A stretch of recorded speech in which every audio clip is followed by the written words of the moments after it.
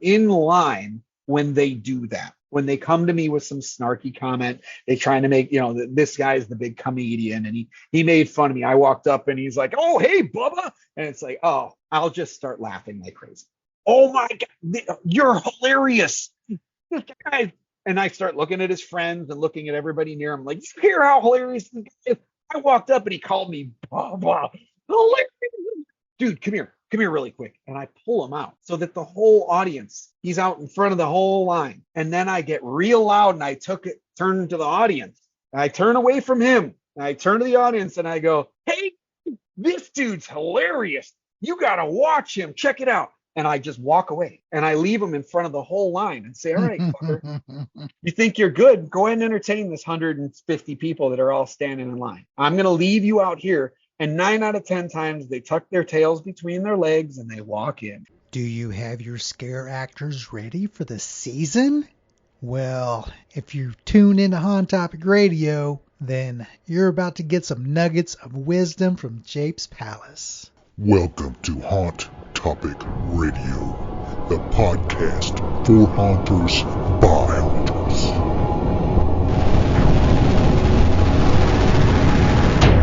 These are our scary visions. Yes, Japes is a scare actor and a scare actor manager and does Lost Souls bus tour and a bunch of other stuff. Japes has been around the haunt industry for lots of years, lots of experience. So you've tuned in, you're going to learn about scare acting, getting your scare actors trained and ready for the season, things you can do to keep your crew around and keep coming back, and loads more. And if you're members of our Haunter's Toolbox, if you're a free haunter or if you're a paid membership, we have revamped our website. If you go to haunterstoolbox.com, you can sign up there for a free account, or you can go log in as a member. And that will take you to the new Haunter's Toolbox 2.0. We've revamped the classes. Haunters get 2 videos of each master class for free. Paid members get the entire master class. If you sign up as a Haunter member, you'll get free access to what we have available there. And we have 2 other tiers of membership. One gets you all the trainings, and we're going to have vendor discounts and mentorship coming soon. I'm still working on that. That should be ready in a few months because everybody's busy and backed up. So I'm trying to get everybody, vendors and mentors on. So 1, you can get discounts on products. 2, you can get mentorship with experts in the industry. If you're a vendor and you want to be listed, contact me. Just respond to this email or go ahead and DM me in the group or on my personal page. If you're a mentor, you're a consultant and coach, you want to get more exposure and help other haunters, contact me as well. I'm creating a list of experts and vendors. I have an application that you can fill out, and we're going through the apps right now. But if you just want to consume the stuff that we're putting out, just go to haunterstoolbox.com and sign up. And yes, Scarab Badges. Think about Scarab Badges, because if you're running a haunt and you want to give a little recognition to your actors, we're also doing Scarab Badges, getting ready to pick up here because our busy season is October, November for the after parties. So we have limited stock, so get your badges now, scarabadges.com. Let's roll into it with Japes. Learn a lot about scare acting. If you're a veteran, you're a beginner, you're going to pick up something in this interview. All right, it's September. Let's roll. We have Japes on tonight. I don't know if guys know Japes. If you've been around the industry for a while, I know Japes has been around ever since I've been doing it. So we're going to be talking about scare acting, getting your scare actors ready for the season, safety stuff, whatever you guys want to throw at Japes. He's been doing it for a long time. So Japes, tell us a little bit about how you got started and where you're at now. Yeah. Well, we're on year 20-ish. I'm over 20 years now. Started off at 11th Hour here in Chicago, and I've been actor manager basically since my second or third year haunting. I kind of just got it pretty fast. Worked with 11th Hour. Had some really great actor training from Joe Jensen, Jeff Glatzer, some old school dudes from the biz, and kind of looked at what they were doing and wanted to do something similar but kind of my own. And so I started doing actor training and managing the actors for 11th Hour. Moved on to Dream Reapers. After Dream Reapers, I was at a Silent Experiment, which then morphed into Rob Zombie's Great American Nightmare. And then since that show, I've kind of freelanced a little bit and kind of played around at different places. I spent a year with Midnight Terror. And I'm kind of at a point now where I got 2 kids. Life is catching up, and it's harder to I can't commit to full seasons like I used to. So now I'm kind of just freelance and doing actor training from time to time. Really, I've stepped back even from that, so I'm doing podcasts and things like that, so I can continue to get the information out. It's really important to me that everybody have an actor training program. I don't give a shit. Steal my stuff, take it. It's yours. Like, go for it. Whatever is going to help to improve this industry and have better performances, safer performances. I don't care where it's happening. I don't care if it's my rival haunt here in Chicago, whatever. It doesn't matter. I think part of the reason that the Chicago scene is as good as it is because actor training is just it's a foregone conclusion. Like, we all do it. We all have good training programs. We've all learned from each other here in Chicago. And part of that has just helped to push things up. It's really funny. I'll sit in a training with somebody and I'll be like, oh, wow, that's my thing. You're using my thing. I came up with that thing 20 years ago. It's so cool to see it still around. And like I said, don't care if it's stolen, if it's used, if it's borrowed, whatever helps to improve the industry is what I'm here for. So yeah, that's my history with training. Now I run Lost Souls Haunted House bus tour. We are a tour bus here in Chicago. We do 3 haunted houses in a night, VIP instant access to all the haunts. We do entertainment, BYOB on the bus. I'm in character the whole time. So I can I entertain people for 6 hours on a bus. Well, we're not on the bus the whole time. Obviously, we're going to the haunts, and then we do after parties and lights on tours at the haunts. So we're coming into year 6 of Lost Souls this year. Yeah, that's kind of what I do to kind of be able to get out and see all the haunts and support all our Chicagoland haunts. So there you go. That's the rundown. So being that close to somebody for 4 hours in a bus, there's probably a lot of improv stuff going on. Yeah. What's the biggest part of being an improv actor? Is it something that you're kind of born with? Is it something you can learn? What do you recommend for people to? Yeah, I think it's something you can learn. I think I'm a person who, and I feel confident in saying like I'm kind of a natural entertainer. I always have been. But I also know that I've taken improv classes and, gone into the class, walking in like, yeah, here I come. I'm going to watch how cool I am, and just got blown off the stage by other people. And just learned a lot of lessons in those classes that I took. So, you can learn it. You can absolutely learn it. I think there is a certain part of a person where you have to kind of have a certain thing to really be able to do it really well. What I found with doing the bus tour, and the reason I'm able to keep people, again, like when you do line entertainment, right, you can hit and run, right? You go down the line and you're with them for a few minutes, you do your little spiel, and then you move down the line and do your spiel with somebody else, and you move down, and then you could cycle back to the front and do a new spiel with each group and kind of cycle through. But they're only really with you for a total of maybe 20 minutes if it's a long line, right? Whereas on the bus, like, it's the same group for the whole night. And what I found there is the best thing is to I'm not as in character as I am at the haunt. I break it down a little bit. I'm more me, and they get that personal connection. But there's kind of like this weird, like, what's real, what's not real.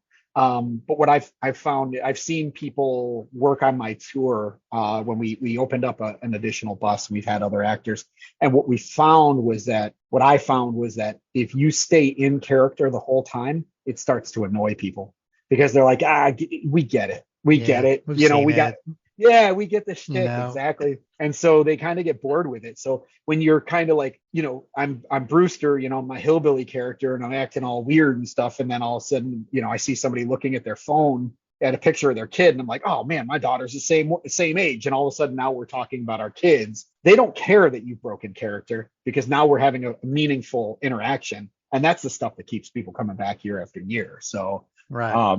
but yeah, I mean, like to your point though, to your question, I do think it's something that can be taught. I do think it's something you can learn. You're always going to be honing things and figuring out new ways to do your shtick. So it's worth it to take classes. It's worth it to join, local improv groups, things like that. Getting involved in any way that you can. Ren fairs are a fantastic place to do the type of acting that we do. So whatever you can do to keep up your chops throughout the year. I think Scarrett badges are one of the smartest things I've seen in the industry in a really long time.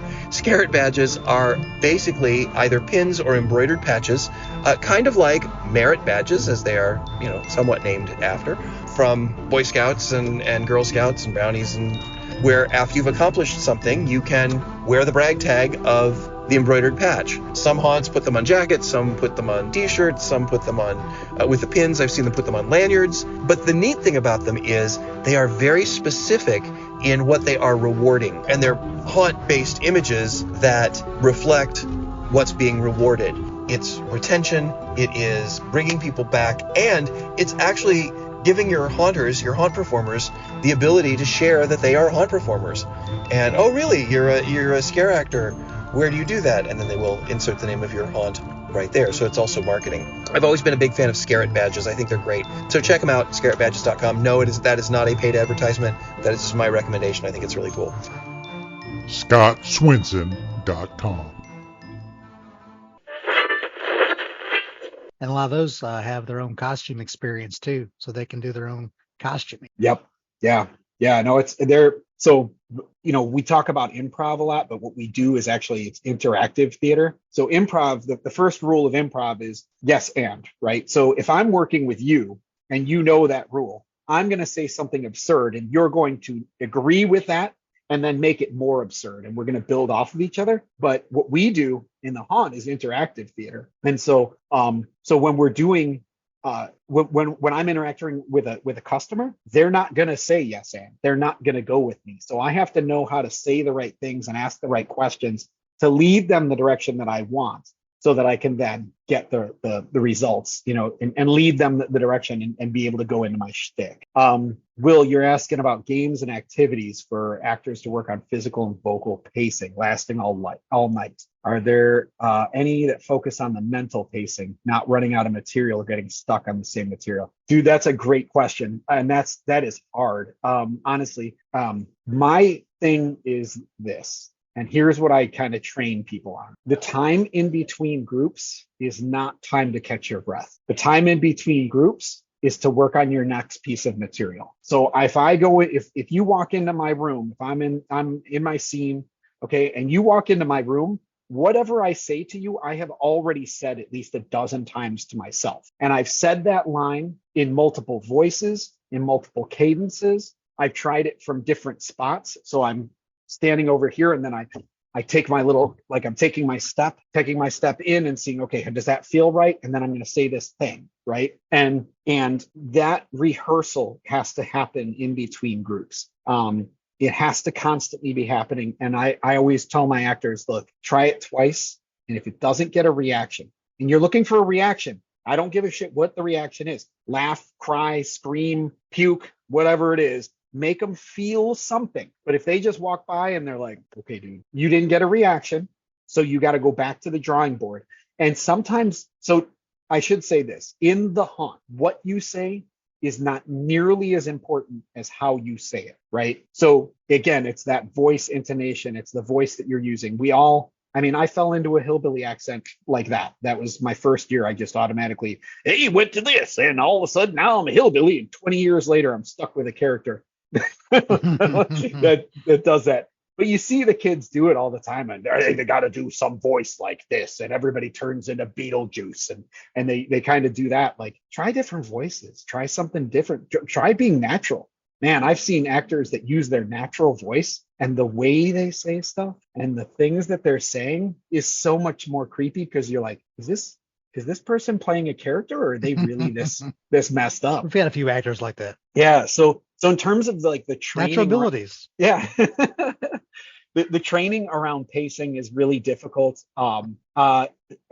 So here's an activity that I've always wanted to do and I've never done it. Have your actors, and depending, like, if I don't know what your space looks like where you do your training, I usually like to do it in outdoor space where you've got more space.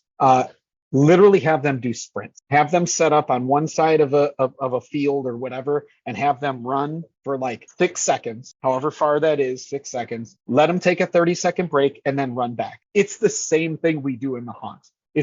We do sprints. When you work in a haunt, you're doing sprints. You're kind of calm, you're quiet, you're waiting for the group to come in. Then they come in and you're okay. Okay. So that is something to think about too, is honestly just get them used to the fact that this is literally what it's like. I'm very upfront with my actors when I do training on, like, this is work, y'all. Like, this is work. You're going to be tired. You should be sweating. If by the end of the night you're not drenched, like, unless it's like you're in some Arctic place, like maybe you're in an outdoor haunt where there's snow and shit, like you should be tired and you should be wet. And I set that up from the beginning. And I would rather weed people out during actor training than wait to get them into the house and have them poop out halfway through the first night. Because that happens. That first night comes and the kids go, oh, this is work? Oh!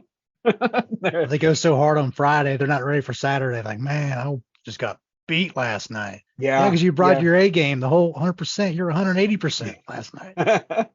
Yep. What's your thought on breaking character, staying in character the whole time?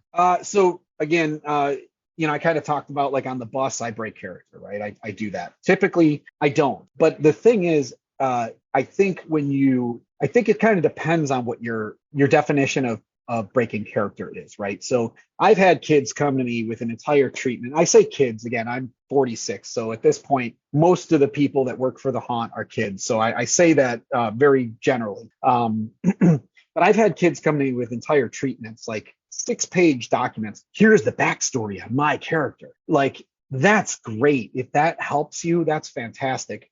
I wrote a backstory for my character, and I tried implementing it one year, and I was like, this is horrible. My hands are totally tied, because if I am this character, if I am this way, if I have all this background, then I will only be able to react that way. And I don't want that. I want flexibility. I want to be able to, one of the funniest interactions I ever had, and Brian, I think you're going to get a kick out of this. Brian and I, we've kind of, had some discussions about our political views on things and stuff.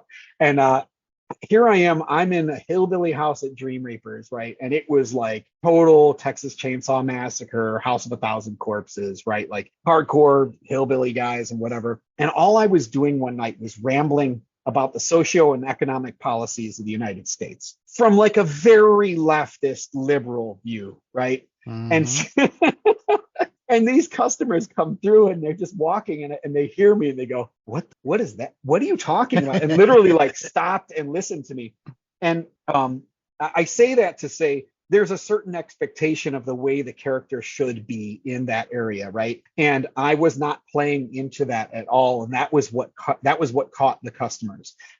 Before everybody got on, Brian and I were talking about, like, having to be diverse and be able to go into any room and make it work, and there's been times where I've been the hillbilly in the clown room, right? So if I was stuck in, I have to be this character, how do I go into the clown room? I can't. There's no way I can, because I am this hillbilly character. So in that way, I think always being a character is important. But if your character can be a whole bunch of different things, depending on what the customer wants, that's going to be the most valuable. Now, in terms of, I'm going to go ahead and take it a step further. In terms of like turning it off and being like, are you okay? No, stay in character. You should be in character. If somebody is really, really scared, don't try to break character and be like, hey, I can help you out. Because it doesn't matter. You're still wearing the costume. You're still wearing the makeup. All they see is some monster over you, and they look at it and be like, get away. They are no longer processing what you're saying. It's like what you call it, Snoopy. It's the teacher and Snoopy. Exactly. So like in that case, like don't break character. Don't break character. Like if you're going out on a break, and you're going to go out where people can see you and you're going to be smoking a cigarette or whatever, like if it doesn't make sense with your character, then don't do it. Make sure you're hidden. If you got to go out and get some water, whatever, don't do it unless unless you can hide it. So I think anything to keep people in the mindset that you are not well balanced. I'll say that if you're always off kilter and you're always kind of weird, then that is okay. But being completely trapped in the I am the hillbilly from 1940 and I whatever. Right.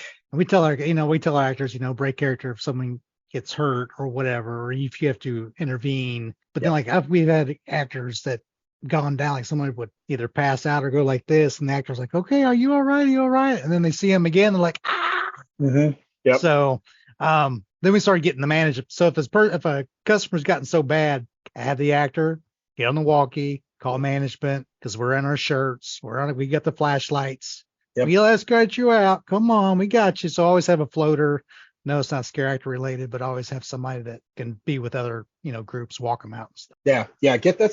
I mean, that's what security is for. That's what management is for. Those people who are out of costume. Anybody who's in costume, like I said, that if they're freaking out, they're gonna look up at you, and it's gonna be wah wah wah wah wah, and it's not gonna help anything. Do you know what causes haunted attractions to shut down before they even get started? The top 3 roadblocks are lack of funding, lack of leadership, lack of resources. As a member of the Haunters Toolbox, you get instant access to the tools you need to start and grow your own haunted attraction business. To get started, become a member at haunterstoolbox.com.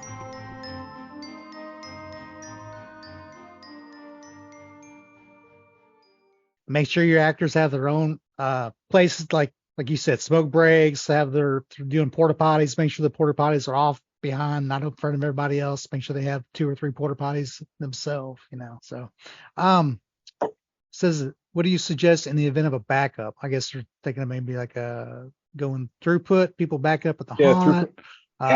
Throughput. You gotta find out what it is that's causing that, right? Like it's usually a bad design.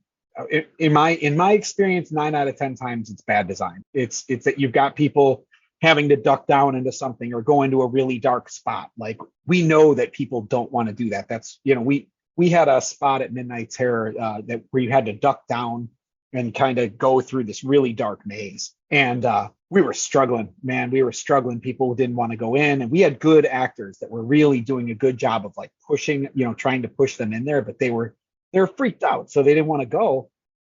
We put some pin spots in there, a couple pin spots for the first couple feet. Boom, man! All of a sudden, everybody's like, "Oh, this is the way I go. There's lights. Yeah, here I follow go." the light. Yeah. And they went in, and then the lights cut out halfway through, and they just kept pushing through because forward is the only way to go. And by that point, you got your friends pushing you from behind. So the person freaking out in the front, too bad. Everybody's pushing you from behind, and you're gonna keep moving. Right. But if it is actor based, this is really more of a training issue, right? You want to get with that actor and see what they're doing. Are they stopping people? Like I literally had an actor one time that I talked to him over and over and over. I was like, you do not stop the group. You do not always scare from the side, right? If you're going to, you don't jump out in front ever. And I mean, some of us have the luxury, depending on the size of your haunt, depending on the time of the season, late September, early October, when you got those smaller crowds, let the kids play. Let them really get into it, but teach them that they can't keep that. They have to be able to change their act once the season really gets going. But I had an actor once where I every time I walked through, he would jump in front of the crowd and just keep him there. And at one point, I finally just like, as soon as I walked up to him, I treated him like a door. I just like pushed him to the side. I was like, no, absolutely not. Do not do this again, or I'm kicking you out. Like I'm done with this. Because in the end, especially bigger volume haunts, near the end of the season where things are really picking up, like you just can't have that. It screws up the experience for everybody. It screws up the timing for the whole show. So get in there and work with them. Show them how to scare from the side. And again, look at your house design, because it's honestly, in my experience, the majority of the time, it's actually house design stuff that slows people down more than actors. Because again, you're going to go through and you're going to see that actor like standing in front of them, blah, blah, blah, blah, yapping at them. And you're going to be like, what do you do? Get out. Get out of the way. So, look at what it is that's causing that backup, what's causing them to slow down or to be apprehensive about moving forward, and figure out a way to get them to move forward. And sometimes it's just putting that cheese, putting that cheese in front of them and keeping them moving through.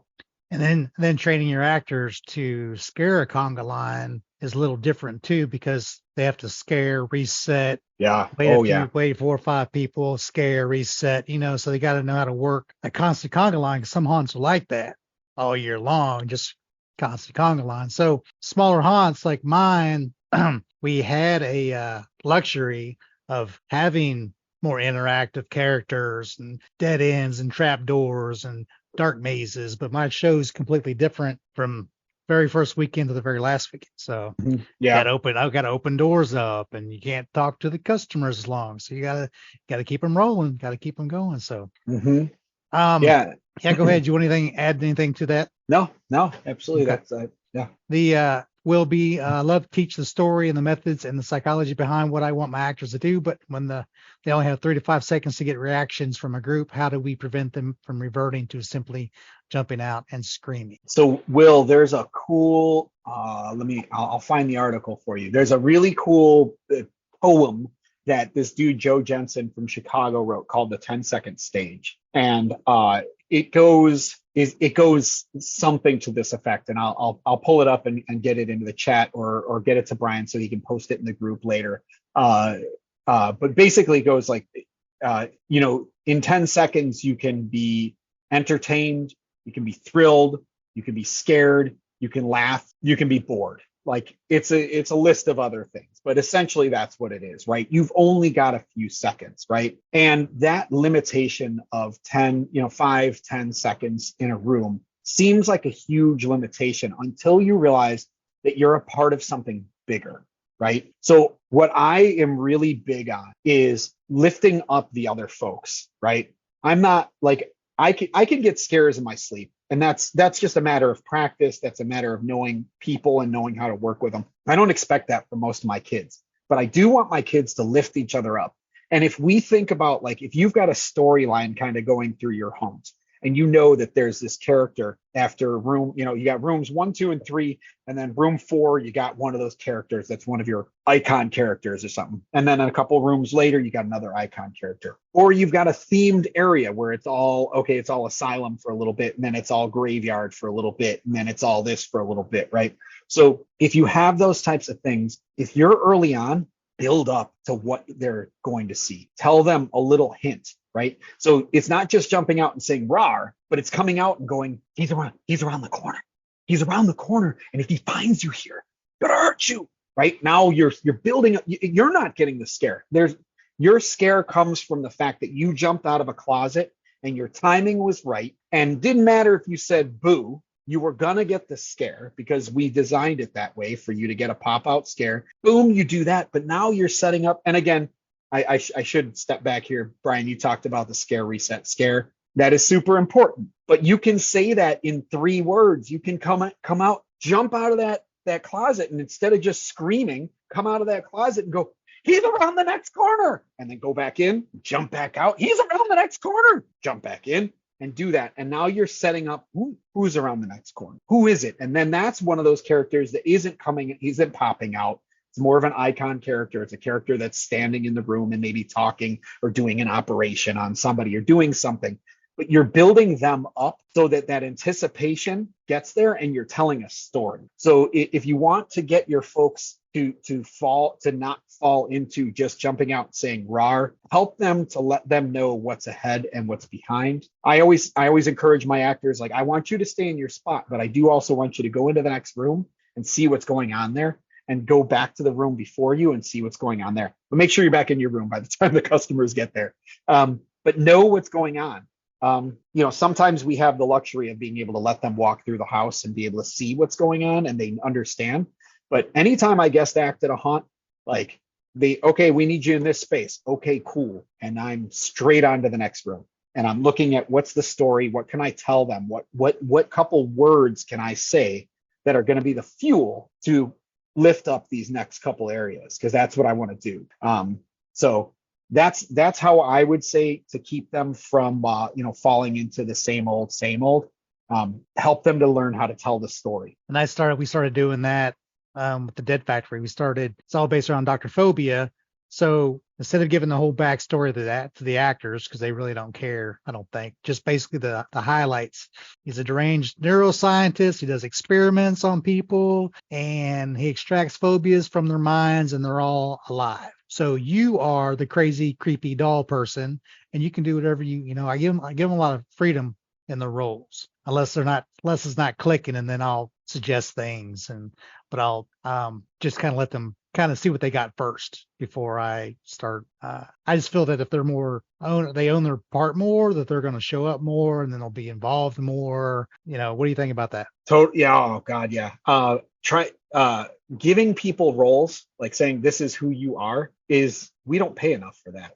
Like, simply put, haunts do not pay enough for that. So like, if I'm a creative person who's attracted to dark art, right, that's pretty much all of us, right? We all have skull collections. That is something that unifies all haunt people, is we all have more than one skull. Yep. So like, if you're taking creative folks and not paying them a ton of money for the work that they're creating, then you have to just let them create, because that's what keeps them coming back, is they're creating, they're getting to make things, they're getting to create characters and create makeups and costumes, and you get the kids that want to be involved in the build, and they're creating. And so the more you put them into a box and go, okay, the character in this room is like this, and this. No, he would never say that. No, fuck, dude, that you've lost them. You've lost them, and I can tell you, if anybody had put me in a box like that, I would not have been able to do this.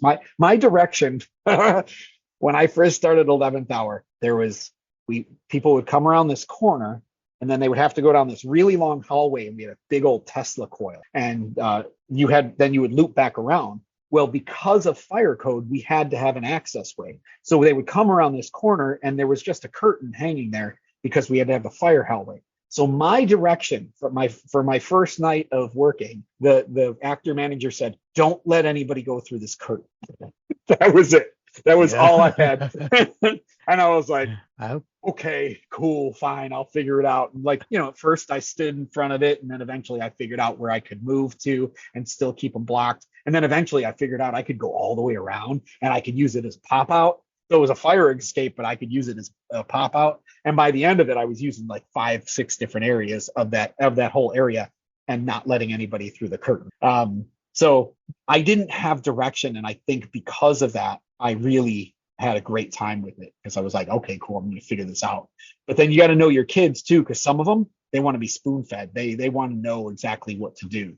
So if you see somebody and you're giving them like really vague direction, and they're like, I don't know what to do. They just stand there with a knife when they walk in, like, yep, this is it. Yeah, that's what I got. You get. Then you want to start giving them more specific direction. You want to start focusing on certain pieces, and I always kind of break it down. It's funny because I know we're supposed to be talking about actor training here, and we can go wherever. I'm fine with talking about haunt acting in general, but my core belief in terms of actor training is 101. I don't yes, I want everybody to have advanced actor training, but 101 is my meat and potatoes. That's where I spend the most time developing, and I kind of go back to stuff that I've learned over the years. And I've seen people try to skip right over it and go into like, no, that's basic and that's stupid. Well, that's basic and stupid to you. They've never done this before, so they don't understand the basics. If you teach the basics, the 101, and I do a thing called zombie training, and zombie training always goes the same way. We start off as Romero zombies. Okay, everybody walk like zombies, right? First thing that happens every single time, unless you're working with children, unless you're working with little children. I found this because I did a training class for kids. But if you're working with like teenagers and adults, first thing that happens is you got the zombies walking around, and they go like this. They all got big smiles on their faces because they feel like idiots. They feel silly, so they're laughing. So I pause them there and I go, okay, fix your faces. Zombies are not happy. We know it hurts to be dead. We learned that from Return of the Living Dead, right? So teaching the 3 basic principles of haunt acting are: your face your body, and your voice. Those are the three basics. You can really break it down to those three things. And so if you see an actor, actress, a person who is struggling, look at the piece that they're struggling with the most and give them coaching on that. Is it their face? Is it what they're saying? Or is it how they're moving their body? And again, what they're saying, I'll tell you right now, what they're saying is always the last thing to focus on because it doesn't matter. You could, I scared people. Part of the reason that I became actor lead at 11th Hour is because I scared people with boo. I was told not to use boo, and I was like, no, I'm going to figure out how to make boo work. And I made it work. And there was much more to it than just saying boo, but I made it work. So I know for a fact that you can scare people with boo. So what they say is not nearly as important as their face and their body. So those are usually the places that you want to coach around. So yeah, that's that. So go back to the boo thing. So you stretching out the boo? You're like, So here's how it worked. There was a door. They would come off of a bridge and there was a door. Here's what people do in a haunted house when they open a door. The first person pushes the door open, looks and scans to see that there's nothing there, turns around to make sure that the next person is there, so that as they move forward and they let go of the door, the other person is going to have the door. So knowing that they're coming off of stairs and they're going to be scanning this way, I would duck down on their right because they look at eye level. So they look at eye level. They would scan the room. They would scan right over me. They would look right over me. So when they looked back and they saw their friend and then they turned this way, I would be right up in their face. I would jump up and I'd go, boo! And they would jump and they would get scared and their friends would start laughing because they were close enough that they could hear it. And then I'd start laughing at them because you can't just hit them with boo because then that's garbage. So I hit them with boo and then I'd start laughing at them. Oh man, I can't believe I hit you with boo. Look out, up around the next corner. There's a guy wearing a sheet and some chains. Ooh! And then the whole line is kind of laughing at that person as they move forward. Everybody's laughing and they're open to whatever is going to happen in the next area. So again, it wasn't boo that scared them. It was the fact that I was your right. timing. It was the timing, right? So that's what the actors need to know is it doesn't matter what you say. If your timing is right or you're scanning the room, look at their eyes. Always look at their eyes. When the customers walk in, where do they look in your room? I'll tell you right now, 8 out of 10 times, it's going to be to the same damn spots. They're going to look to where there's light. They're going to look to where there's motion. So once you know where they're looking, then you know where to be. You don't want to be where they're looking. You want to be just outside of that so that when they scan to the second spot that you know that they look to every time, boom, you're there and they don't see it coming. But you can't, I don't think that it's possible, in my personal opinion, to work a room right the first couple times because you got to learn what the customers are going to do. How are the customers interpreting this room? How are they taking in this room? Right. Once you know that, you can tune it up. And then once you see it, people react the same damn way over and over. So once you know how they're going to react, then just, okay, this is going to work every single time. The majority of people are going to go. I always, it's so funny. It's so dated at this point, but it still kind of works. I do not believe in stereotyping people, but I also, when I'm in the haunted house, I stereotype the fuck out of everybody. If a certain group walks in and I can read them really quick, they're wearing whatever. I always like to kind of go that, like, they got the Hatchet Man, they got the Juggalo, Insane Clown Posse stuff, which isn't as popular now as it used to be, but at one point it was really popular. But if they walk in, I don't even bother to scare them. I just go whoop whoop, and everybody in the group, oh whoop whoop, oh dude, this dude's a Juggalo, and they're totally happy. They've gotten their emotional payoff. They move on to the next room. Nobody's going to get out of it and be like, that guy didn't scare me. They're going to be like, dude, that was awesome. That dude's a Juggalo too. We're coming back next weekend. We're bringing exactly. So hit them with something that they like, hit them, like the same jokes will work on the same types of people over and over. So read the group. It's really about reading the group and learning what they want. This podcast episode sponsored by Scarlet Badges. we always were looking for ideas to get those actors to take it to the next level. I really want to do something that they can use more than just a meal, or they can use more than just a that a boy, that a girl. They love this stuff, but it's not really promoting a haunter. And then I sit down, Scarab Badges comes out. That's when I realized this is amazing, because not only is it giving them an attaboy, but it's also promoting them all year round. And to promote somebody, to give somebody accolades all year round and have them be able to wear it on their shoulder with pride means a lot. This right here says this is who nailed it on this day in this year for the rest of their life, for the rest of their haunting life. And that's what I really love about this product, is you're able to give haunting to somebody an attaboy 365 days a year. And that's, so hats off to you guys. I think this is a great product, and I wish you the best of luck because it's awesome.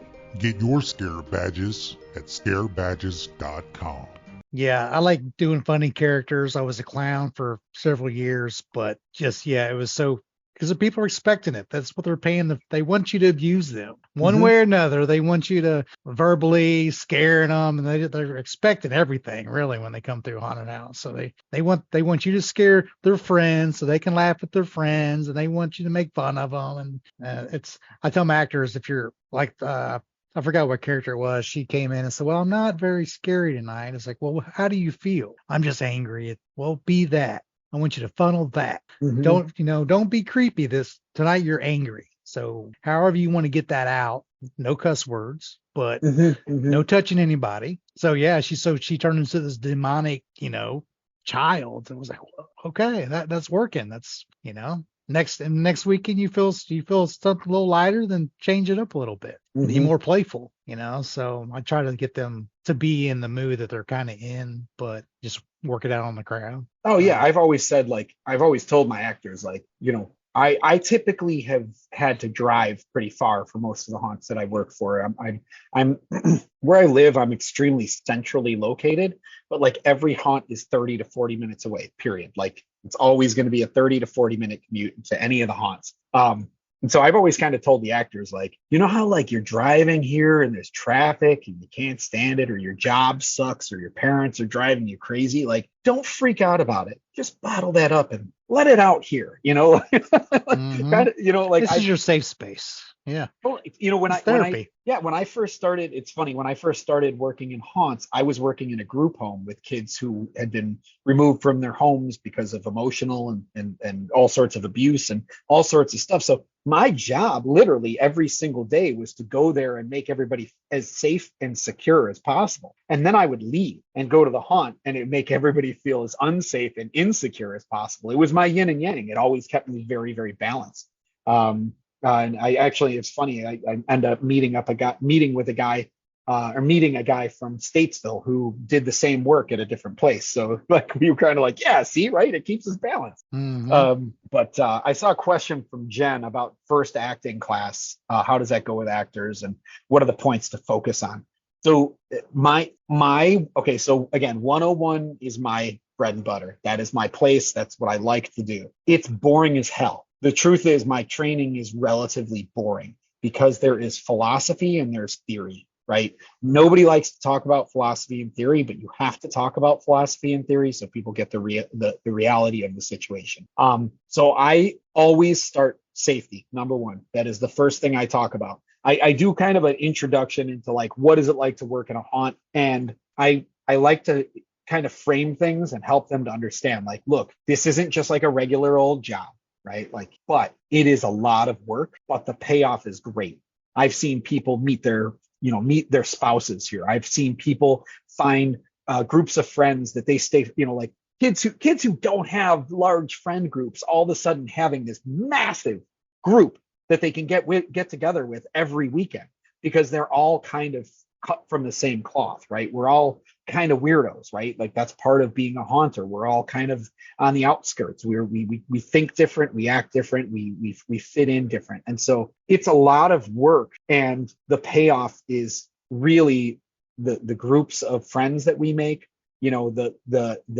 If you're a person who likes to perform, if you like to do that, that's what you get, right? So I kind of go over that and let them know, like, this is why you're here. And then I go into safety, arm's length, right? And I'm not talking about your arm's length. And I always demonstrate this. This is a good exercise to do. Find like the shortest person in your group, in your actor group, and then and then the tallest person in the group. And have the small and say, like, you always want to stay an arm's length away from customers because they get aggressive, blah, blah, blah, right? Have that smallest person come up and put their hand out, and then put the, like have the, I'm sorry, have the big guy. It's usually a guy. Typically, there's some big 6'3", 360-pound dude that's there for training. Put him next to the 5'1" girl. Have them stand there and tell her, get an arm's length away from him. And she will put her hand on his belly. And then I'll say, okay, now put your hand out. And his hand will go over her head, way beyond, right? And go, see, this is the problem. When I say an arm's length, I'm talking about their arm, not yours. So you have to look at that customer and say, how far away do I have to be from this person? If the person walks in wobbling, hey, woo, guess what? You're going to want to be a little further away because they're probably not well balanced at this point, right? So safety is the first piece I always talk about. I talk about reporting broken things that are in your room. Obviously, what is your, like, do you have a code system? How do you report when somebody's doing something naughty, if somebody's being unsafe, blah, blah, blah. Never put yourself in a corner. If you can, I always encourage, and this is more of a haunt owner thing, don't put people in rooms alone. Always have a buddy system so that people can watch out for each other. The only people that should be in rooms alone are your veteran people, your people who really know what they're doing, that know how to get out of some madness. So like do that type of stuff. So I do all that safety stuff first and foremost. And then, like I mentioned, zombie training. Zombie training is just, like I said, start off as a Romero zombie. 9 out of 10 times people are screwing up their faces. They're laughing or whatever. You pause them, say, fix your face. It hurts to be dead. And then they do that and they start doing it. And then like, okay, well, it's really quiet. And we know from the zombie handbook, right? The zombie survival handbook, one of the psychological advantages that zombies have over us is that even if you're reinforced in a very, a well reinforced place with plenty of food and everything, you're still going to hear them out there moaning. And that's what drives people crazy. And that's how they turn on each other, right? So we got to hear you, right? So now I've started to have them fix their faces, move their bodies. Usually I'll pause them and point out this person's doing something really cool. Somebody inevitably always like turns their shoe sideways, and like it looks like their ankle is broken. And I always pause it like, oh, look at that. That's amazing. I've never seen that. Right. And then kind of build up. And then eventually you have to go into, okay, this is great. We look great. We sound great. Everybody looks like they're in pain. But here's the thing. You're great zombies for film, but we're not film. We're a haunted house. And people want to get scared. So what I need you to do now is I need you to throw in a lunge, right? I need you to like now make it move. But it can't be that you're trying to bite their face off because you're not actually allowed to bite their face off. You can't touch them. Right. And that I should also go back to safety. Number one rule, can't touch anybody. You may live in an area where that's different. I don't know, where y'all are from. Chicago, we can't touch people. So, number one rule is you don't touch people. But so when you're doing a lunge, and I always like to share the story, and Andrew Martingello is the best haunted house actor, period. Like, I don't care who you got. Andrew Martingello is the best haunted house actor. He works for Midnight Terror. He's in charge of their actors. I've known him for 20, probably 16 years, actually, from Dream Reapers. He was 14 years old when he first started working at Dream Reapers. Andrew Martingello is the best haunted house actor, period. That's it. I am a big proponent of saying, like, you can't scare everybody, so at least get a reaction. Andrew says, fuck you, I will scare everyone. He is incredible. So say all this to say, Andrew used to do a zombie character back at Dream Reapers where his job was to pop out of this mausoleum and it had chains on it. And he had it down to a science where he would move in exact rhythm, perfect rhythm. So it sounded like a piston. You just assumed that it was just a piston, but then he'd pop out. And instead of like going and trying to grab people and eat them, he would just come flying out and then stop and like look at everything. Because in his mind, he was just reborn from the dead. He just broke out of the mausoleum and he has no idea what's even going on. I share this story and I say this because you have to have a reason why you don't follow through. If I come out with a knife and I go, and why didn't I stab you? Why didn't I finish off?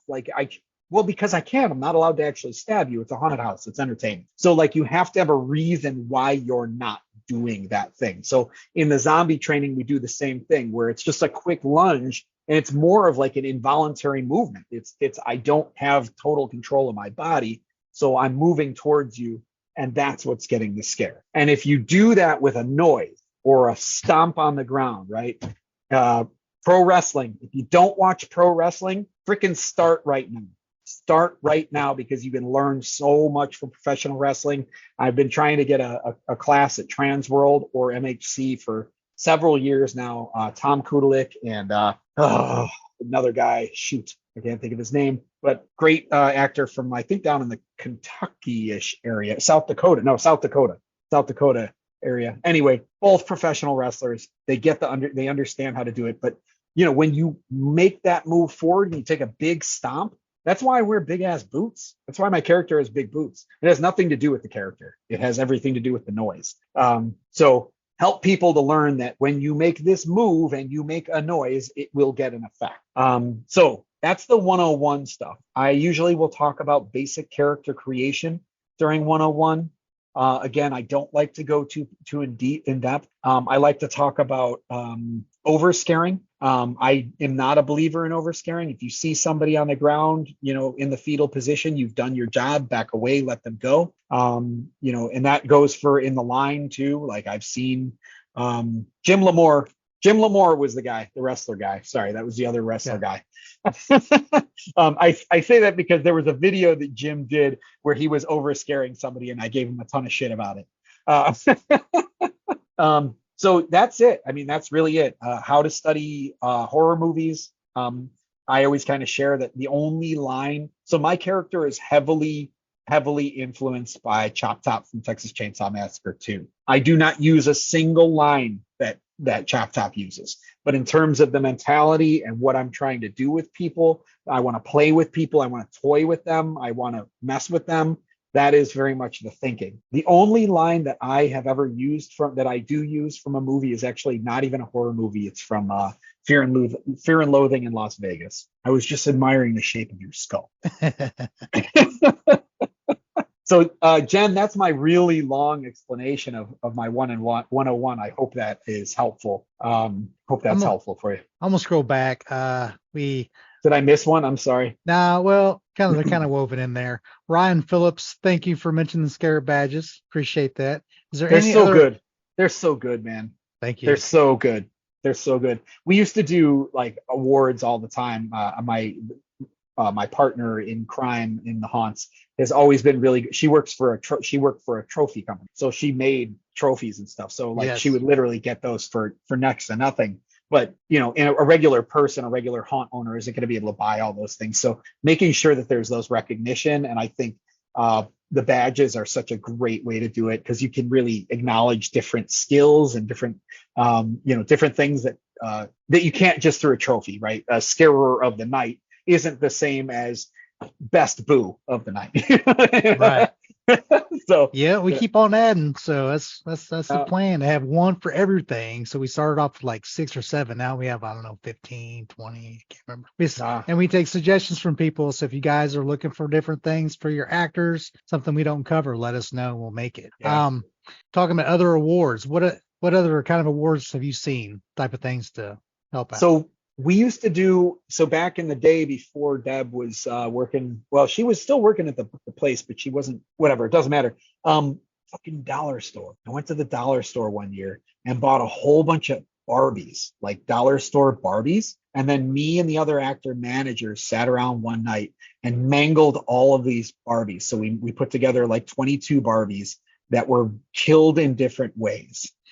And those were the trophies for every night. Then the actor of the year got like we had like a Barbie bust that I think we had either garbage picked or picked up from like a thrift store, but it was like a full like Barbie head that kids could put like makeup on and stuff.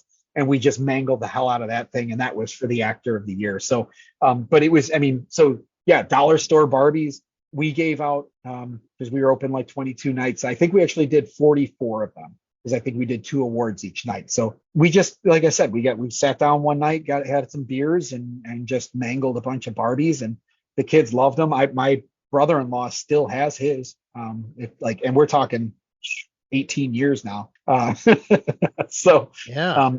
I mean, dollar store has great little knickknacks that you can give. A lot of our kids, Deb Ambrose, worked with me in 11th Hour, then worked with me at Asylum Experiment and Rob Zombie's Great American Nightmare. And the way that we worked, she was the actor coordinator, I was the actor manager. I was artistic, period.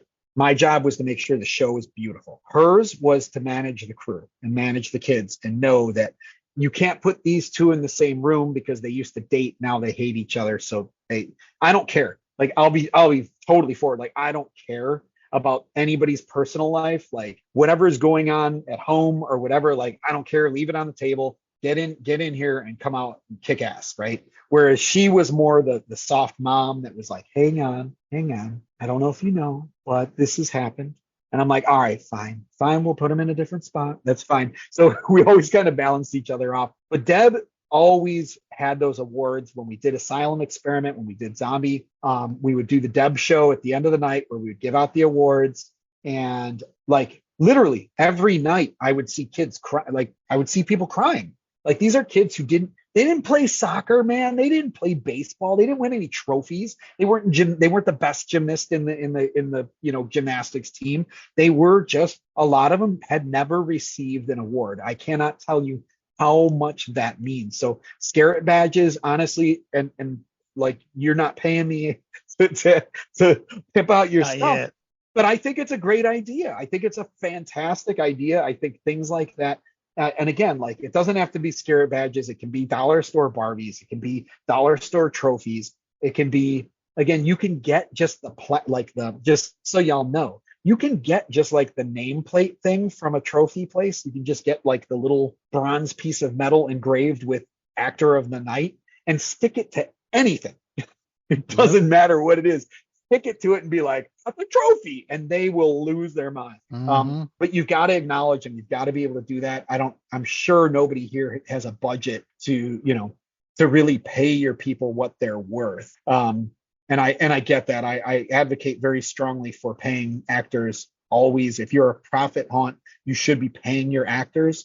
If you're strictly volunteer, like you're raising money for a fundraiser or for another group or something, fine. But if you are just running it to run it, you should be paying your people. That said, you're still not going to be able to pay them enough. You're still not going to be able to pay them enough for what they're doing. So give them a freaking bronze thing that says they're awesome, stuck to something from the dollar store, because it will mean so much. Make it fun. Yeah.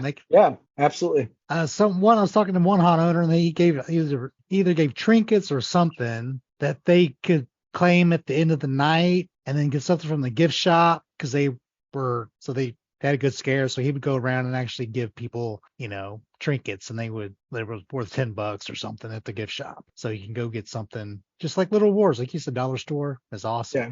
We've done the same thing. So Yeah. just giving out freaky spiders or centipedes or, just whatever buttons. We have buttons. We sell buttons too that are $1 a piece. So I had one year, I did this a couple times actually. I bought a whole bag of those cheap, spider rings, the plastic spider rings.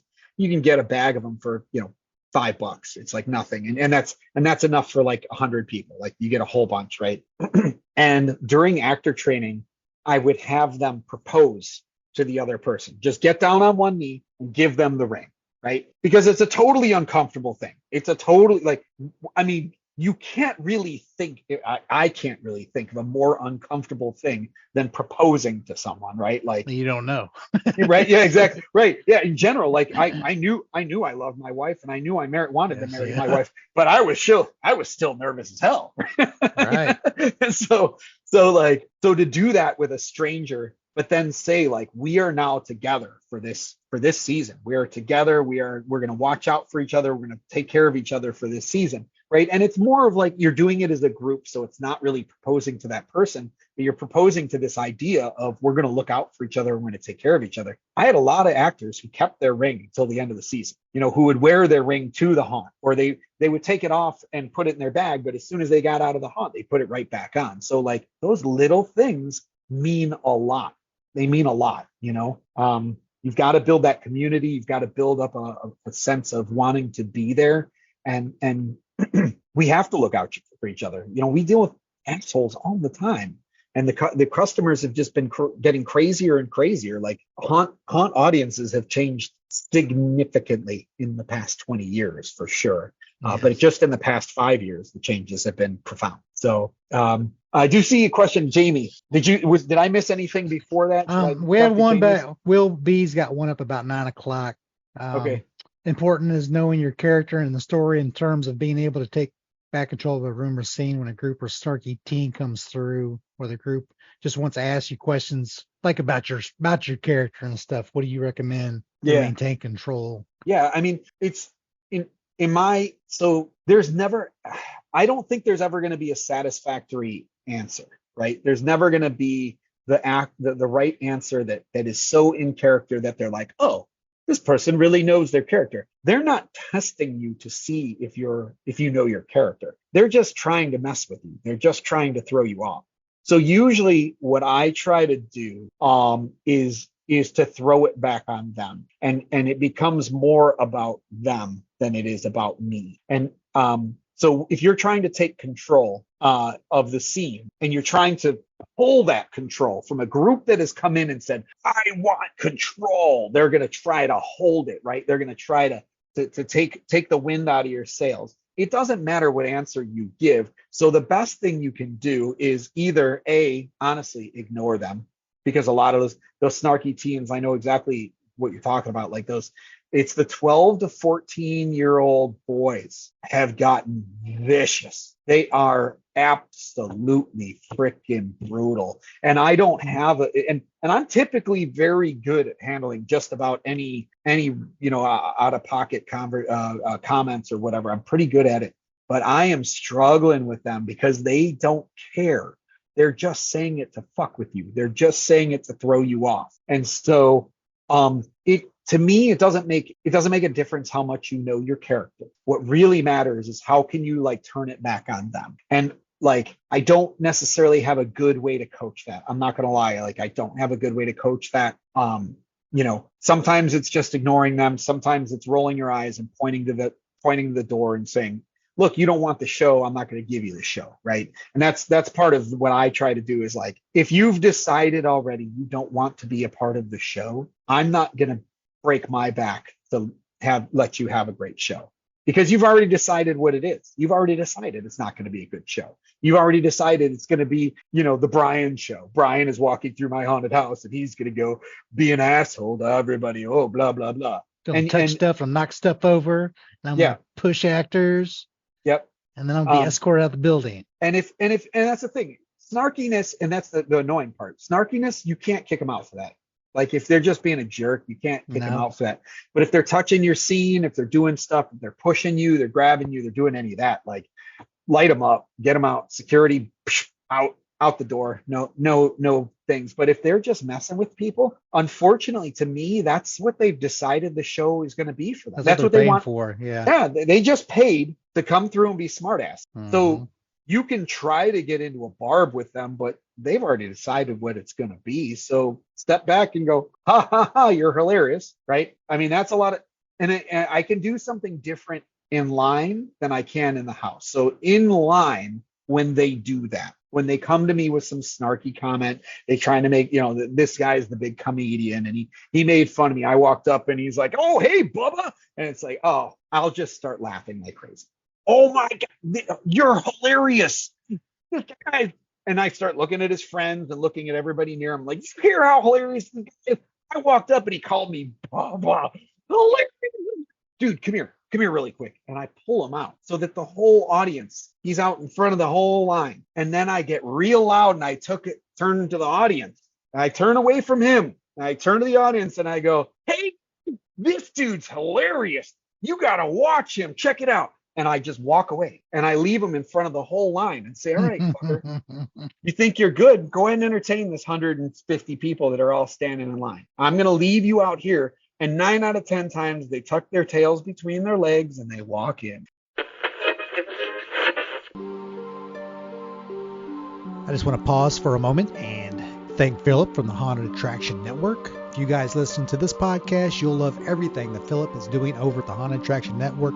That's hauntedattractionnetwork.com. There's weekly podcasts. Philip also does the seasonal entertainment source magazine that is free to subscribe to. Yes, it is a real magazine to your mailbox. Him and Scott Swinson also do Green Tagged. If you're subscribed to the Haunted Attraction Network feed, then you will get it in your podcast player. So go on and check out everything the Haunted Attraction Network has to offer. And make sure to sign up for their email newsletter at hauntedattractionnetwork.com/newsletter.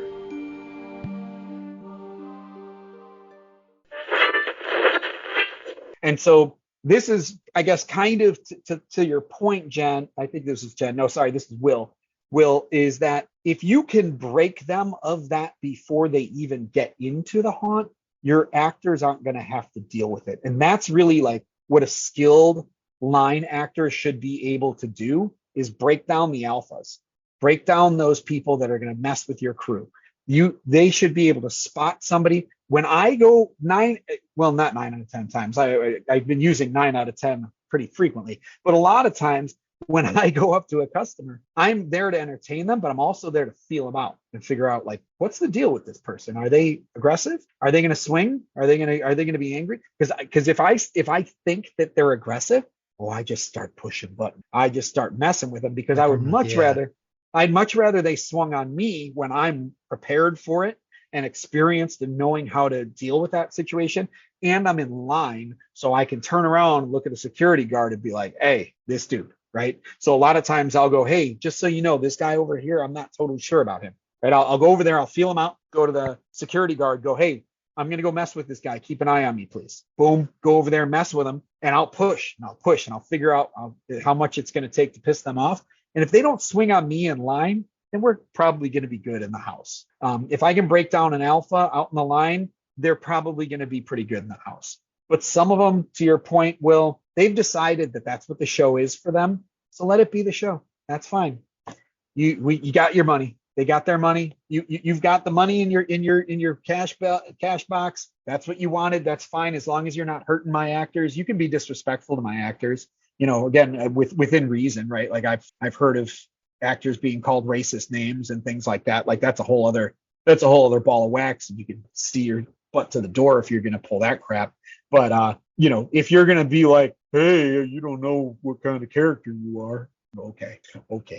Yeah. I like you do the same thing. You kind of break them down in line, because I try to have my Q line actors do the same thing, because I want to know before they get in my house if they're drunk, if they're, if they're rude, if they're pushing people, if they already have a problem, because then usually one of us follow them around in the shadows, just watching. Yep. That way we're there. Yeah. And Will, Will brought up the fact that, like, that attitude of not caring is a fear response. And this kind of goes to what you were talking about, Matt, about the desensitized Gen X folks, or Gen Z folks rather. It is a fear response. It's them trying to maintain control, because if they have control, they're not as afraid. So again, just kind of messing with them and being able to, like, break them down and have people laugh at them. Nobody likes most people don't want to be laughed at because of something. And so being able to get their own group to turn on them and start laughing at them, that's a lot of how I break down the alphas. That's a lot of how I break down the Gen Z folks, is that they come in with, oh, I'm going to mess with you. And then all of a sudden everybody's making fun of them. A lot of times I just straight point it out. I'm like, hey, man, I don't understand why you're giving me such a hard time. Everybody else here just came to have a good time. Your friends are getting pissed at you. You can see, look at her eyes. Every time you say something stupid to me, she starts rolling her eyes, because she's like, well, he's had it again. Because you're that guy everywhere you go. Like, I literally just break it down that straight for folks. And a lot of times you'll see the group just, like, blow up, because they are always that guy. And I say guy because 9 out of 10, damn it, there I go with 9 out of 10 again. The majority of the time, Drinking game. right? Yeah. Take a shot. The majority of the time, it is a guy. Sometimes you get those really obnoxious girls too. Typically, you don't see that, and I don't see them anyway, as often sober. It's you get that really drunk, obnoxious girl that's there. But yeah, I mean, again, it's a lot of this comes to being able to read people and understand as soon as you see somebody, they are this way. And again, I talked about earlier, like I don't like stereotyping. I don't like doing that. But at the same time, I know that when you get into a haunt, you're talking about sociology, you're talking about large groups of people behaving certain ways. Individuals act differently than groups of people. And when you start to learn how those groups of people interact and know that when they come into the haunt and I look over and I see this group and they're all dressed a certain way or they all look a certain way, I can kind of assume what I need to do to get a reaction out of them. And again, it's not everybody's looking for the same thing. Not everybody's actually looking to get scared. In fact, I would wager to say that the majority of folks are not actually looking to get scared. The person who initiates going to a haunted house is always, I'm not saying 9 out of 10 on this. I'm saying 100% of the time, the person that initiates going to a haunted house is going to be a person who is not going to be scared in a haunted house. People who are scared in haunted houses never look at their friends and go, let's go to a haunted house, because they know what they're about to put themselves through. But it's usually somebody like, hey, we should go to a haunted house. It's October, it's Halloween, and da da da da. And like, they go there to watch their friends get scared. So if you can deliver that for them, they got what they wanted. Right? That's what they wanted. They wanted to see their friends get scared. They want to have a good laugh more than anything. They're me. I don't get scared in a haunted house. I will acknowledge if an actor did something that I was like, oh, if I was anybody else, you would have knocked that out of the park. You would have gotten that. But the majority of the people that propose going to the haunt, they're not going to get scared. They just want to be entertained. So give them that, you know? We have a mitigation cross-contamination from actors trailing to the next scene or being out of. I know we have problems with being out of scene, or we've had actors follow crowds through. What do you think about that? How to stop? That's Jamie. Yeah, absolutely. That honestly, that's a thing that you just you put your foot down. Like you have to set certain expectations, and that's one of the things that I do with my 101 training is like setting the expectations. Right, like my kids know. Don't say boo, right? Like they know that. Another thing, actually, stepping back, and I'll come back to your point here in a second, Jamie. One of the things that I teach before I go into the philosophy, I forgot about this. I teach faux pas. I teach things that I don't ever want to see in the haunt. I put this right out in front. Like my first training, I put this right in front. Here's a fun rule that please by all means take this and use this. A lot of people have told me they really enjoy this one. If your job is to jump out and make a noise, right? We talked about that pop-out person that's just going to make a noise. That's all they need to do. Don't say anything you can spell. So if you jump out and you say "rah," that's R-A-R or R-A-W-R, depending on how you like to say it. If you jump out and say "arr," that's A-R-R, maybe A-G-A-R-H, right? But if you jump out and you go, that can't be spelled. The human brain isn't going to process that the same way as arg or boo or ugh, right? Something that can be spelled. It's just going to be a loud noise. So don't use those arg, rar, gur, boo, those types of things. Don't say get out. What are you doing here? Fresh meat. All of those things. Like, tell them not to say that and then build them up to know what they can say. But the other piece, and why I'm saying all this, Jamie, is because you can use your actor training to set the tone for what you expect through the whole year. I do not expect a single person who comes to my actor training to remember everything that I talked about. I do not expect it. But I do expect my managers to know every single piece of it, because when the season begins, they can reference back to the training and go, hey, remember how Japes talked about ... right? You can go back to those lessons. They're not going to remember them especially that first day. These are a bunch of kids that have no idea what they're getting themselves into at all. So they're just trying to take it all in, right? But if you can reference those things, if you can go back to those rules, and those rules are kind of setting things like you have to stay in your room. We expect that you're going to stay in your room. Now, like I said, I don't care if at the beginning of the night you go to the room before and see what's going on in there, and go to the room after and see what's going on in there. And also, while you're in there, introduce yourself to the actor that's there. That's another rule I always have. If you're working a scene with another actor, introduce yourself, talk to them, say, "Hi, my name is Japes. I like to be a distraction. I do not like to do pop out. I like to be out in front of everybody. So if I'm talking to them right here and you hit from right there, this is going to work all night long," right? Get that dialogue going and have them talking about their ideas. Because a lot of times what you see is two people acting completely in isolation, two actors in the same room that are doing different things. They're not building on the other person. You got to talk to the person in there and share your ideas. Say all this to say, you need to set from the beginning, Jamie, that nobody is going from room to room. I don't care how scared they are and you're getting a great reaction and you want to follow them into the next room because you're getting that big feed off of them and you're feeling great about it. No. Your scene ends here. And if you have actors that go beyond that, I'm not even shitting you. I have taken masking tape and put it on the floor and said, "You cannot pass this tape. You shall not pass," right? Mm-hmm. And I will then wait at that spot like Gandalf. So as soon as they step through it, I'm right in front of them and go, "No, get back into your seat." Like, you have to like lay it out like they're freaking babies sometimes. I'm not even joking. I had my entire maze at Rob Zombie's Great American Nightmare. I had tape on the ground and I said, "You are in zone A, you are in zone B, you are in zone C," because all these assholes would follow them all the way through. And then the people are coming in and they're not getting anything through zone A and B, not a single actor, because everybody's in zone C hanging out. No, I put tape on the freaking floor. So literally, if you have to go to those extents, that's what you have to do. But you can't have them, again, like you said, the actor, sticking out like a sore thumb. You don't need the redneck going into the clown room. So.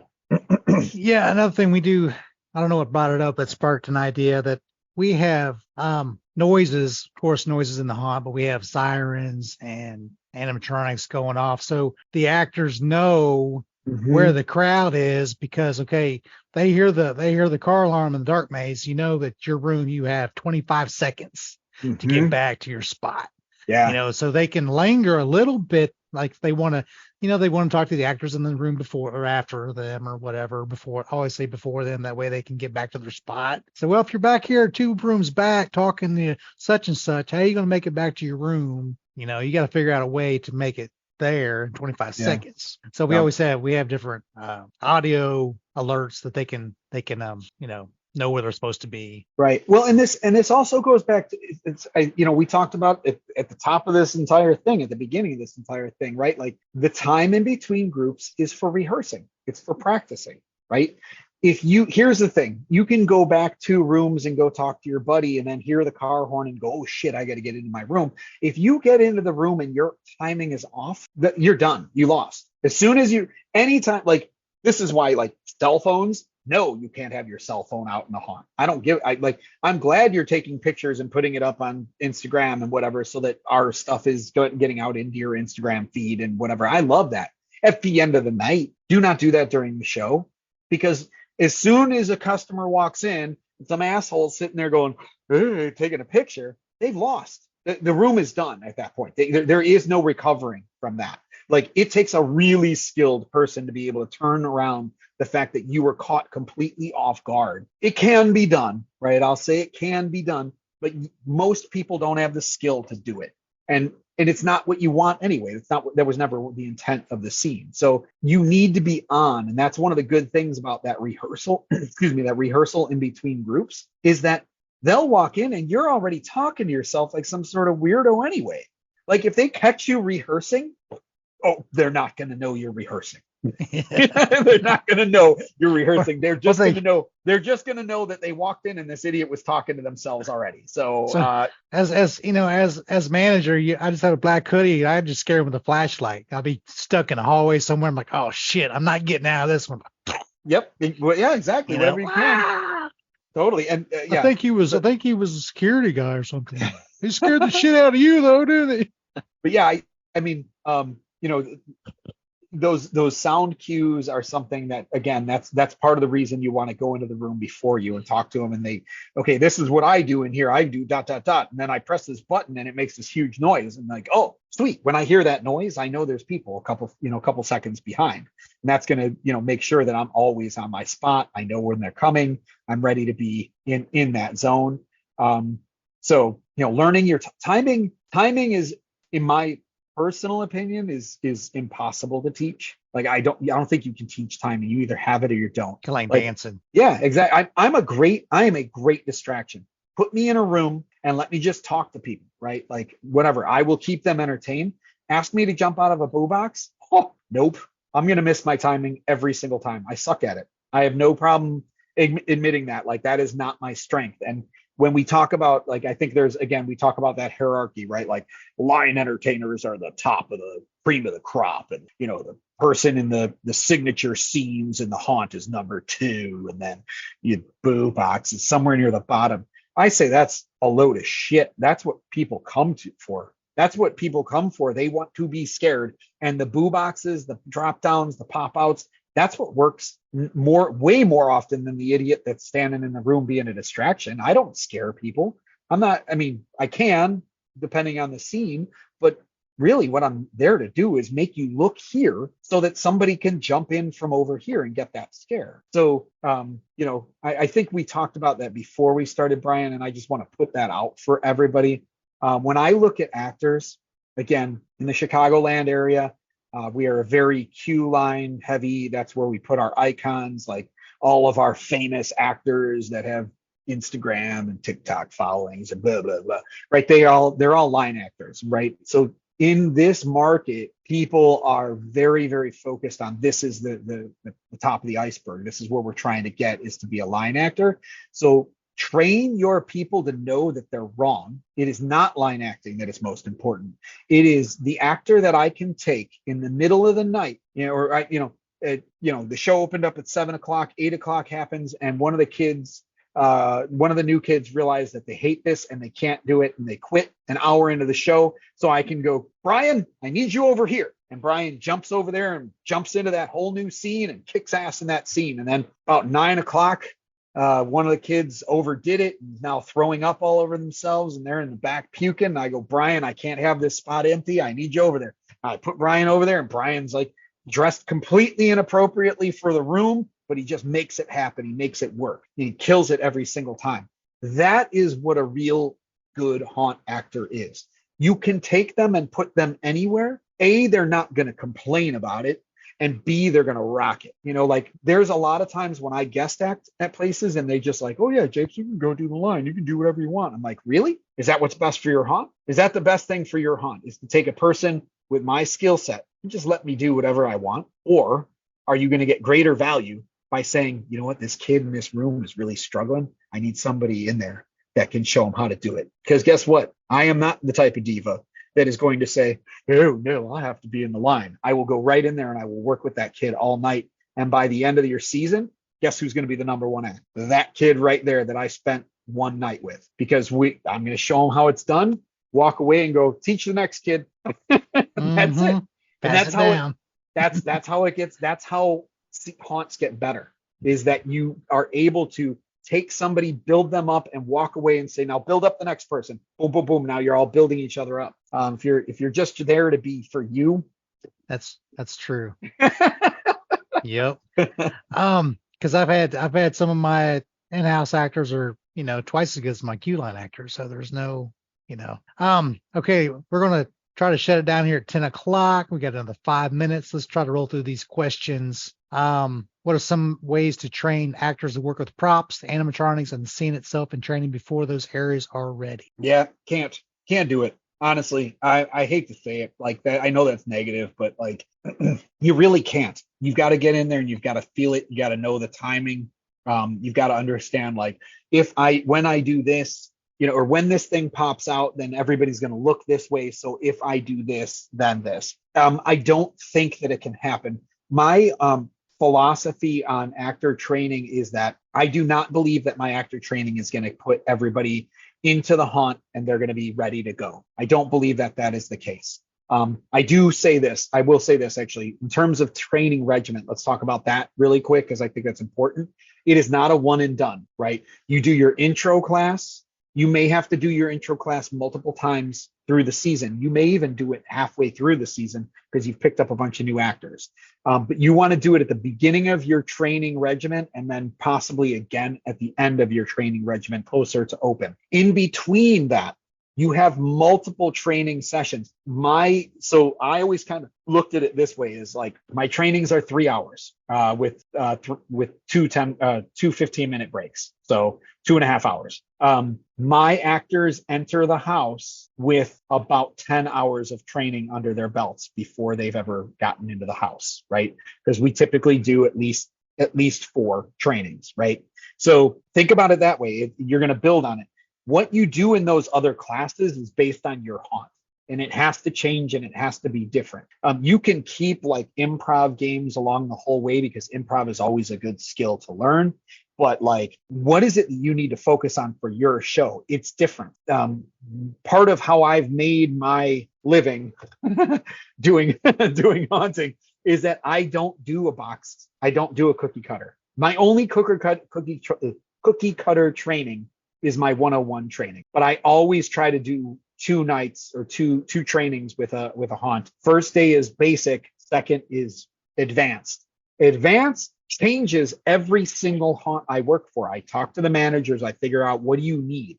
What is your focus for this year? That's how I determine that. So that's the regimen of that. In terms of getting the timing, and if your haunt isn't ready for them to train in it, they're not going to get it until the night. My philosophy, going back to that, is to get the haunt up to peak skill level, peak speed as fast as possible. But I never, ever, ever would guarantee like, okay, by the end of opening night, we're going to be good. The show is going to be exactly what it needs to be by the end of the opening night. It's going to be opening night and the second night. And honestly, I can hit a peak within 2 to 3 nights with most of the crews that I've worked with. The trick is getting them beyond that. They get to this level where, okay, this is working, but then getting them beyond that to like, oh, this is really kicking ass.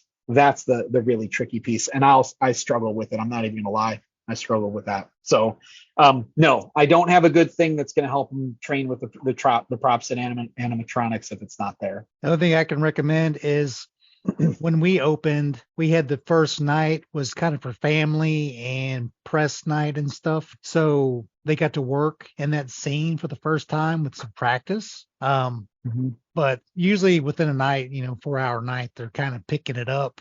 And then, like you were saying, Japes, trying to take them to the next level. To me, it's just about paying attention to what their strengths and weaknesses are and maybe moving people to different roles. He's not good in front of people, so we have a puppet that he can work, or if he's really good at timing, he can do the drop panel. If he's really good, like, improv like you are, then he's kind of maybe working this room over here as a doctor where they talk and stuff. So trying to figure out your people, paying close attention to them.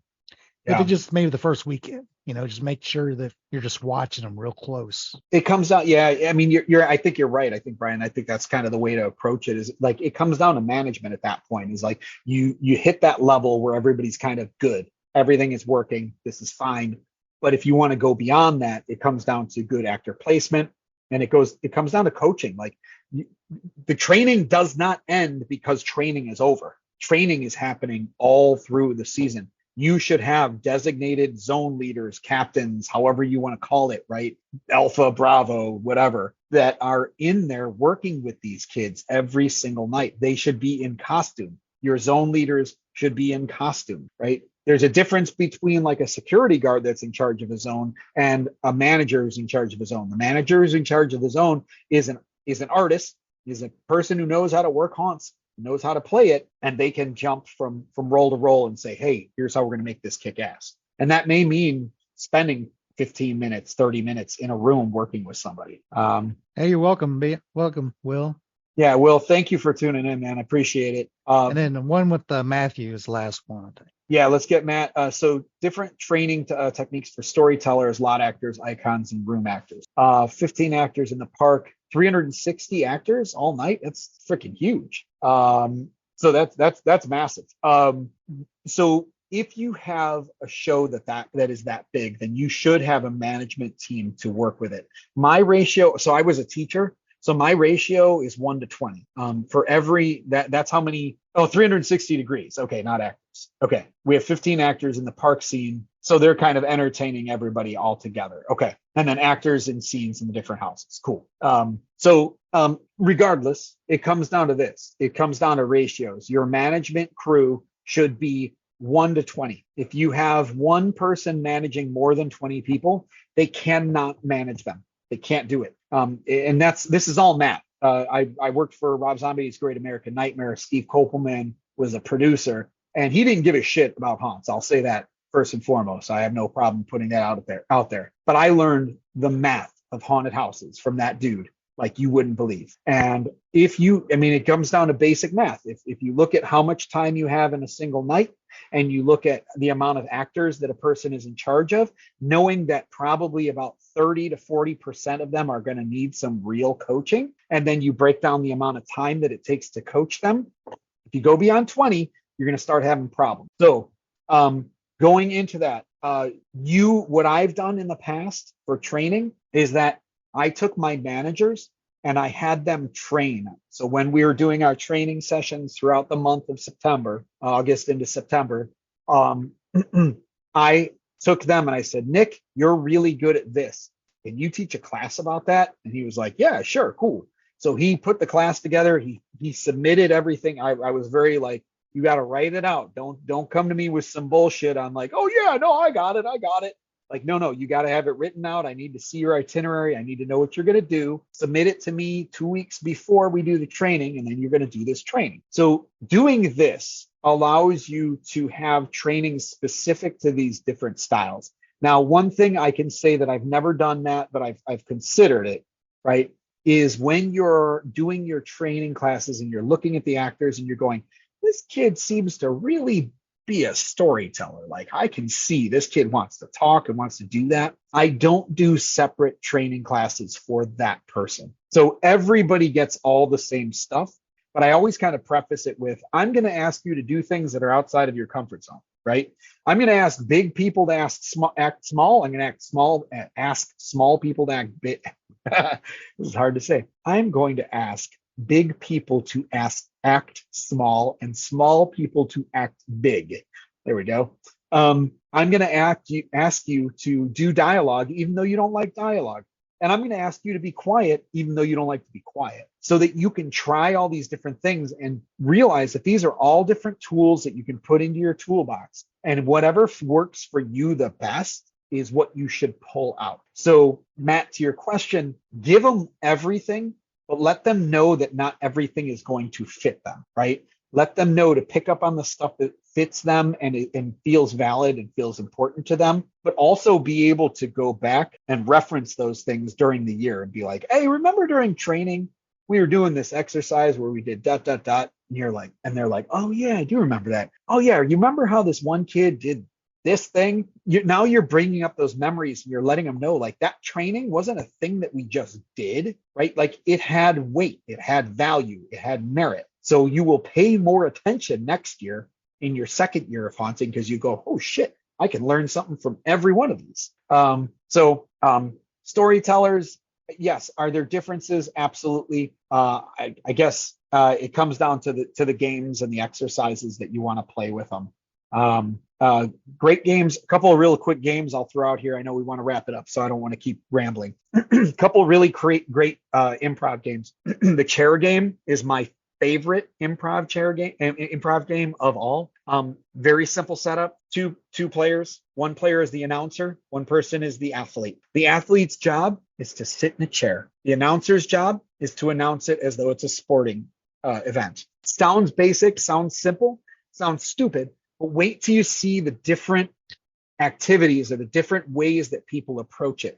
The first group will always go like somebody will just like go and sit on the chair. And if you need to step in and like build it up, think about again, professional wrestling. If you don't watch it, you should, because it translates beautifully to haunting. But you want to build up that sitting. That's really what if you want to give them a clue on how to make it good, don't sit on the chair right away. Come up with and then see what they do. Great game, really great game.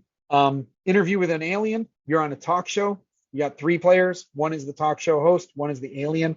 One is the scientist, who is the only one that can understand what the alien is saying. Go through a typical